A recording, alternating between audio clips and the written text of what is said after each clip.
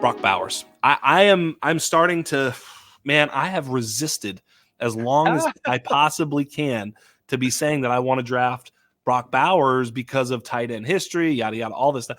He's just so good. I mean, if you put him in our wide receiver model, he might be the wide receiver 3.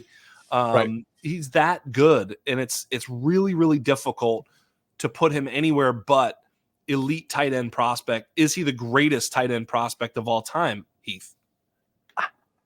I'm probably the wrong guy to ask that, but it seems like yes. It seems like yes. Now, he probably won't be for long. 2 years from now, we'll have some other kid that's 15 pounds heavier and had 4 million yards or something. But no, I think he probably is. Now, that being said, you talked about resisting. Yeah. I'm not generally a guy that gets super excited about tight ends in the first round.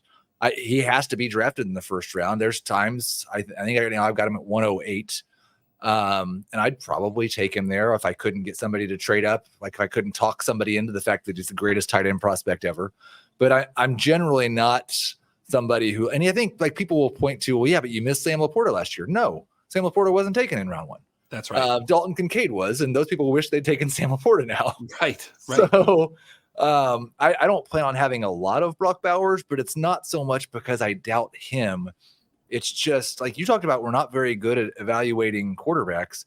I'm not sure we're great at evaluating tight ends. No, they're generally not. But this kid feels so freaking can't miss. I can't take my eyes off of the fact that everything is telling me that he's going to be dope, even more so than it was telling me about Kyle Pitts. I was really against the Kyle Pitts 1.01 in tight end premium leagues. Even, there was so much Kyle Pitts nonsense that, he was a great prospect. I would argue he was probably, if not the best, one of the top 2 or 3 best tight end prospects of all time when he was coming out. So I didn't disagree with that. I just thought there's just too much to his game that's dependent on the offense.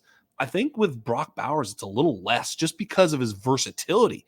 I felt like, he's just a better blocker than Pitts. He's better after the catch. He's better on screens and all these types of things that you can do with him. So even if your team isn't this type of a passing attack, he can play in a different way and still get, targets. I just really, really think that you could hand the ball to friggin' Brock Bowers. I mean, so his versatility and his excellence is what's leaning me towards thinking he may be worth a pick much sooner than the 1.8 in Superflex rookie drafts.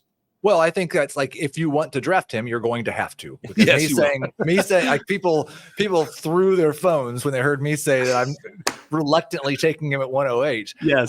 I get that. And there may be a little bit of like, I was with you on the Kyle Pitts things. I fought a lot of fights against Kyle Pitts and I didn't like it because I also thought he was really good. I just thought it was a bad choice. Right. And I was right. Right. And so maybe I'm feeling emboldened to just let's have that fight again. Now it's a lower cost now, but I mean, I wouldn't be, I guess in one quarterback leagues, he's probably going to be the 104. Maybe he sneaks into the 103 if he goes before Rome. Yeah.